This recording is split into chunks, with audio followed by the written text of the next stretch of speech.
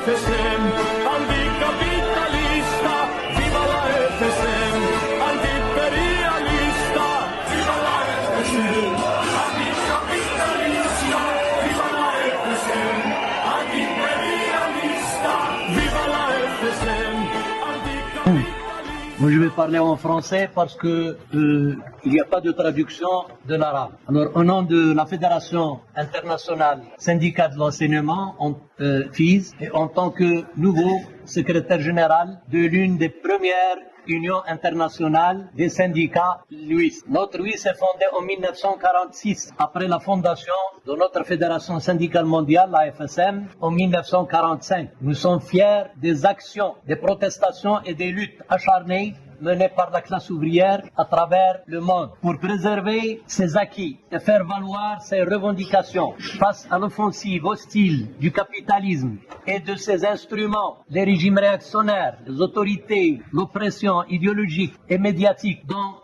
l'enseignement. La tendance vers laquelle se dirige le capitalisme et la criminalisation des instruments d'action de la classe ouvrière, notamment l'activité syndicale, les libertés syndicales, le droit de grève et notamment l'activité, et diverses manifestations. Face à cette situation, nous sommes plus que jamais confrontés au défi de redoubler les efforts pour renforcer notre militantisme syndical qui, malheureusement, ne représente que quelques unités, soit moins de 10% des syndiqués. Au sein de la FIS, nous sommes appelés à œuvrer pour la renforcer afin qu'elle puisse jouer son rôle face à l'assaut capitaliste contre le travail syndical dans l'éducation. Nous devons lutter contre les vagues réactionnaires et régressives qui sapent les droits syndicaux, affaiblissent l'enseignement public du préscolaire au supérieur, ainsi que l'exploitation effroyable des femmes et des hommes de l'enseignement. Alors, pour terminer, je dois rappeler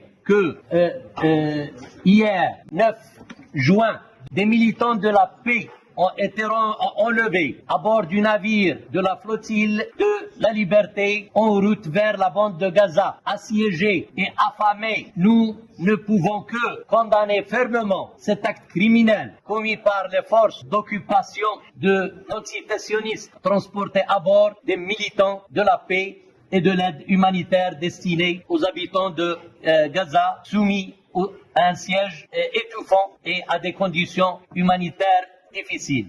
Concernant l'OIT, pour nous au Maroc, nous avons constitué le Front marocain contre la loi de la grève et de la retraite. Alors, le directeur de l'OIT, malheureusement, a salué l'adoption par le Maroc de la loi sur la grève et sa ratification par la Cour constitutionnelle marocaine en avril 2025, alors que cette loi criminalise le droit à la grève. Alors, c'est la lutte qui doit continuer et c'est la lutte qui paie. Vive la FSM. Vive.